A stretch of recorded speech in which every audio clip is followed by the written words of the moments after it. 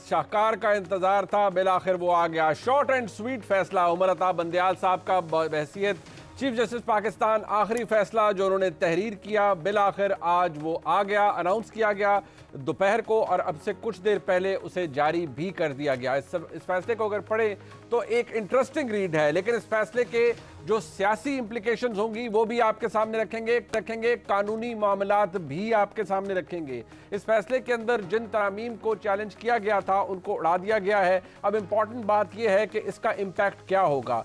याद रहे कि सुप्रीम कोर्ट के अंदर इमरान खान साहब ने मुतअद्दिद दफ़ा, ये बात पहले भी उनकी जमात करती रही, लेकिन सुप्रीम कोर्ट के अंदर बिल आखिर इन तरामीम को चैलेंज किया गया जो कि नैब कानून के अंदर की गई। याद रहे नैब कानून के हवाले मुल्क की तमाम अदालतें, अगर मैं कहूं कि मुल्क की सुपीरियर जुडिशरी मुतअद्दिद फैसलों के अंदर पहले भी इस कानून के अंदर मौजूद सुकम को हाईलाइट करती रही है। नैब बहसियत इदारा एक ऐसे टूल के तौर पर इस्तेमाल होता रहा है जिसकी मिसाल नहीं मिलती, और अदालती फैसलों तक में यह तहरीर किया गया कि इसे सियासी इंजीनियरिंग के लिए इस्तेमाल किया जाता रहा है। इंपॉर्टेंट बात यह है कि जो तरामीम की गई उससे पाकिस्तान तहरीक इंसाफ के बहुत से दोस्त खलवत में जलवत में कहते रहे कि 80% के करीब तरामीम ऐसी हैं जो कि दुरुस्त है, होनी चाहिए थी। लेकिन शहबाज शरीफ साहब के दौर में जो तरामीम की गई, पीडीएम हुकूमत के दौर में जो तरामीम की गई, उन्हें इस नज़रिए से देखा गया कि ये चंद खानदानों के केसेस ख़त्म कराने और उनके केसेस को माफ़ कराने के लिए ही की गई हैं।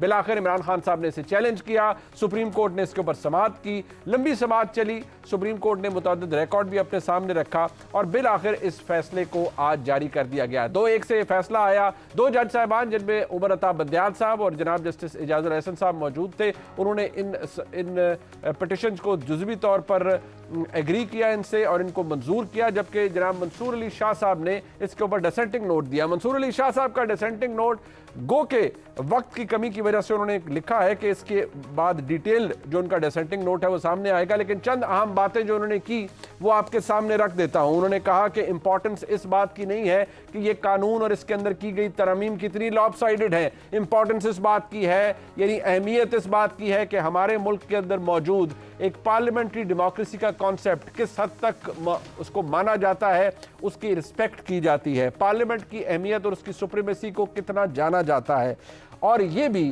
कि जो जज साहिबान हैं वो अनइलेक्टेड लोग होते हैं। जो मामलात कानूनी नौइयत के यानी पार्लियामान के अंदर बनाए जाते हैं उनको बिल आखिर कोर्ट रूम्स के अंदर क्यों ले जाया जाता है, और अगर ले जाया जाता है तो क्या उनके अंदर जो रीजनिंग अडॉप्ट की जाती है जज साहिबान की जानिब से वो दुरुस्त है। और ये भी उन्होंने कहा कि बार बार इस बात का जिक्र किया जाता रहा है कि इससे फंडामेंटल राइट यानी बुनियादी इंसानी हुकूक मजरूह हुए हैं इन तरामीम से, लेकिन उन्होंने इस बात को अपने इस शॉर्ट से डिसेंटिंग नोट के अंदर बार बार कहा है कि मुझे अभी तक नहीं समझ आई या इस बात को जो मेजॉरिटी जजमेंट है वो कंजक्चरल पाथ के ऊपर चली गई है, लेकिन एस्टैब्लिश नहीं कर सकी कि क्या जो पार्लियामान के अंदर मौजूद है उनकी अकाउंटेबिलिटी यानी उनका एहतसाब कैसे हिस्सा बनाया जा सकता है मुल्क के अंदर जो फंडामेंटल राइट्स हैं उनका। और उन्होंने ये भी कहा है कि ये जिस तरीके से ये जजमेंट मेजॉरिटी जजमेंट लिखी गई है इससे वो एग्री नहीं करते। जो जजमेंट हमारे सामने है इसको अगर हम पढ़ें तो जो बुनियादी चीज़ें उड़ाई गई हैं यानी वो तरामीम जो की गई थी और जिनको ख़त्म कर दिया गया है, मैं आपके सामने वो रख देता हूँ क्योंकि आपको अंदाज़ा होगा कि अब क्या होगा। यानी नैब कानून 1999 अपनी असल शक्ल में मौजूद होगा। सबसे पहले इसके अंदर जो करप्शन और करप्ट प्रैक्टिस की जो तशरीह है, जो डेफिनेशन जिसके अंदर अमेंडमेंट की गई थी उसको उड़ा दिया गया है। इसके अंदर जो एप्लीकेशन ऑफ लॉ था उसके अंदर जो सर्विस ऑफ पाकिस्तान यानी एक अच्छी अमेंडमेंट थी उसको रखा है सुप्रीम कोर्ट ने कि वो लोग जो गुड फेथ में काम करते थे, ब्यूरोक्रेट्स पॉलिसी डिसीजंस लेते थे लेकिन बगैर किसी रिश्वत के या बगैर किसी करप्ट प्रैक्टिस के काम करते थे, उनको भी धर लिया जाता था कि आपने ये फैसला क्यों गलत ले लिया। गुड फेथ में किए हुए फैसलों को प्रोटेक्शन हासिल थी और रहेगी, लेकिन जो डेफिनेशन है बेनामीदार की, असासे की, उनको तरमीम की गई थी, उनको उड़ा दिया गया है। चेयरमैन नैब की अपॉइंटमेंट के प्रोसीजर को तब्दील किया गया था, उसे उड़ा दिया गया है। जो म्यूचुअल लीगल असिस्टेंस के हवाले से कानून मौजूद था उसके अंदर तरमीम की गई, उसको ख़त्म कर दिया गया है।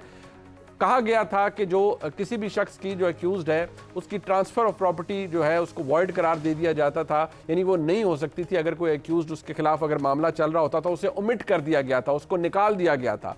उस तरमीम को भी उड़ा दिया गया है। जो वॉलंटरी रिटर्न है यानी प्ली बार्गेन का मामला था, उसके अंदर भी कुछ तरमीम की गई थी, उनको भी कलअदम करार दिया है सुप्रीम कोर्ट ने। माफ़ी लेने के पार्डन के हवाले से जो कानून था उसको भी उड़ा दिया गया है, यानी उसके अंदर भी जो तरमीम थी उसको ख़त्म कर दिया गया है। रिमांड का टाइम, ये सबसे बड़ी बात थी जिसको अदालतें भी हाईलाइट करती रहीं, मुल्क के अंदर तमाम लोग भी कहते रहे कि 90 रोज़ा रिमांड तो दहशतगर्दी के मुकदमात में नहीं होता तो नैब के मुकदमात में क्यों होता है। याद रहे कि इस तरमीम को, इसके अंदर तरमीम करके इसे 14 रोज़ किया गया, कुछ अरसे कबल से दोबारा 30 रोज़ कर दिया गया, लेकिन अब ये अपनी असल हालत में मौजूद होगा, यानी दोबारा से रिमांड 90 रोज़ का होगा। और असासे की डेफिनेशन तब्दील हो चुकी है, मिस यूज़ ऑफ अथॉरिटी की डेफिनेशन वही पुरानी वाली आ चुकी है।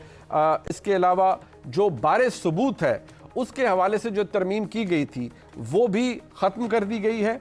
इसके अलावा जो प्रिजम्पशन ऑफ गिल्ट है, यानी तासुर वो कि जो किसी के मुजरिम साबित होने का या कोई शख्स अगर गिल्टी है तो जो उसके बारे में परसेप्शन अदालत बना लेती है, वो भी अब वही मौजूद होगा कि जो ओरिजिनल कानून में था, और उसको भी जो अंदर तरमीम थी वो ख़त्म कर दी गई हैं। ये ऐसी तरमीम 9 से 10 तरमीम ऐसी थी जिन्होंने पाकिस्तान की सियासत के अंदर बहुत से केसेस को मुख्तलिफ फोरम्स पर भिजवा दिया। केसेस ख़त्म नहीं हुए लेकिन केसेस मुख्तलिफ फोरम्स पर चले गए। लेकिन अब नतीजा ये होगा कि ये केसेस दोबारा वहीं पर से शुरू हो जाएंगे जहाँ पर थे। कौन कौन इससे अफेक्ट होगा, इसके सियासी असरात क्या होंगे, और क्या इससे कोई झाड़ू फिरने का कॉन्सेप्ट आ रहा है। बहुत से लोग इसको ओवर रीड भी कर रहे हैं। मैं चाहता हूं कि आज ज़रा इसके ऊपर प्रोग्राम में बात की जाए। अपने मेहमानों का तारुफ करवा देता हूं। मेरे साथ मौजूद हैं जनाब इंजीनियर खुर्रम दस्तगीर खान साहब, सीनियर रहनुमा पाकिस्तान मुस्लिम लीग नून के। बहुत शुक्रिया खुर्रम साहब आपका।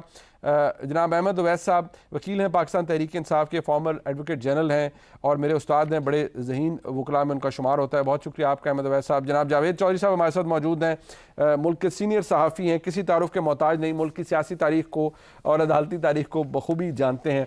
सबसे पहले खुर्रम साहब के पास लाना चाहूँगा। खुर्रम साहब, बात क्या है, एक तो बात अभी अहमद उवैस साहब ने फरमाई कि यहाँ ये कैसे हो सकता है कि हमारे जो पार्लियामान के अंदर बैठे हुए लोग हैं वो जब इलेक्शन की बात आती है तो वो सुप्रीम कोर्ट की तस्दीक करते हैं। सुप्रीम कोर्ट कहती है इलेक्शन कमीशन को पैसे दो, वो नहीं दिए जाते।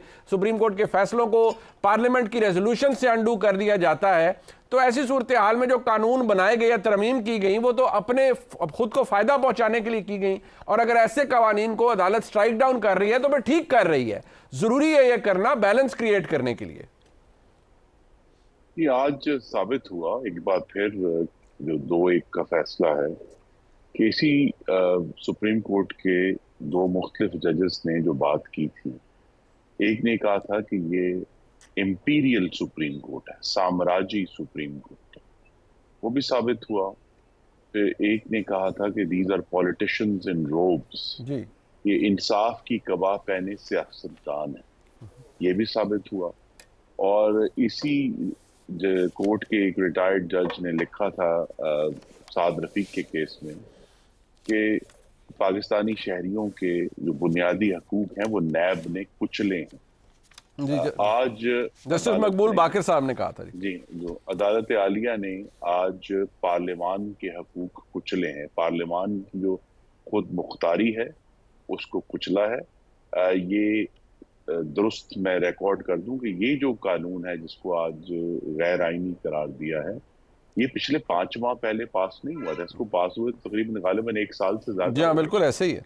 ठीक है, तो लिहाजा ये वो जो जिस पीरियड का जिक्र किया है अहमद उवैस साहब ने, उसमें ये पुराना कानून पास हुआ है। ठीक है, और उसमें जो सवाल जस्टिस मंसूर अली शाह ने किया वो अभी तक कायम है कि जो आला अदालतें हैं उनका काम बैलेंस करना नहीं है। उनका काम पार्लियामान के जो भी मुहर्रिकात थे, जिसको अंग्रेजी में कहते हैं इम्प्यून ऑफ मोटिव, जी, उनका काम ये नहीं है इस पर गौर करना कि जी क्या मोटिव था और हम इम्प्यून कर दें और ये गैर कानूनी था। उनका काम तो ये था कि वो उसको जो परखना है वो मयार बड़ा सख्त है, बुनियादी इंसानी हकूक, सिर्फ उसकी बुनियाद पे कोर्ट किसी भी पार्लियामान के बनाए हुए कानून को गैर आईनी करार दे सकता है। कोर्ट ने आज अपने फैसले में ऐसा कोई काम नहीं किया। कंजेक्चर है, अटकल है, कयास आराई है, और इख्तियारात नहीं का बट ये बेजा क्यों किया इस्तेमाल। गया है? नहीं बट ये इख्तियार का बेजा इस्तेमाल आपके नजदीक क्यों किया? किसी को खुश करने के लिए किया गया? पिटीशन पाकिस्तान तहरीक इंसाफ के चेयरमैन की थी, वो खुद ज़ेरे अताब है। इन तरमीम का खत्म होने का नुकसान भी काफी पीटीआई के लोगों को भी हो सकता है, खुद पीटीआई के चेयरमैन को हो सकता है, तो वो क्यों चाहेंगे कि खुद जी, को तो मजीद अजाब में मुब्तला कर लें? इसीलिए कहते हैं ना कि जी, you cut your nose to spite your own face. उनका तो ख्याल ये है कि शायद जो पिछली 16 माह की एक 15 जमातों की मखलूद हुकूमत थी, उसको नुकसान उन्होंने पहुंचाया है उसके कानून को गैर आईनी करार देके।